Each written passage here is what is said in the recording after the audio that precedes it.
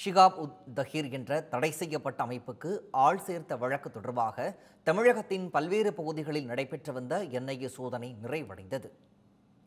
சென்னையில் தாம்பரம், ராயப்பேட்டை, கிழக்கு கடற்கரை சாலை உள்ளிட்ட 9 இடங்களிலும், புதுக்கோட்டை, கன்னியாகுமரி ஆகிய மாவட்டங்களிலும் அதிகாலை முதலே என்ஐஏ அதிகாரிகள் சோதனை மேற்கொண்டனர். சந்தேகத்திற்குரிய 11 நபர்களின் வீடுகளில் மேற்கொள்ளப்பட்ட சோதனையில் டிஜிட்டல் சாதனங்கள், கணக்கில் வராத பணம் உள்ளிட்ட பல்வேறு ஆவணங்கள் கைப்பற்றப்பட்டுள்ளதாக அதிகாரிகள் தெரிவித்துள்ளனர். இந்த நிலையில் பல்வேறு இடங்களில் நடைபெற்று வந்த சோதனை நிறைவடைந்த நிலையில் கைப்பற்றப்பட்ட ஆவணங்களில் ஆய்வு செய்யப்பட்டு வருவதாகவும் அதிகாரிகள் தகவல் அளித்தனர்.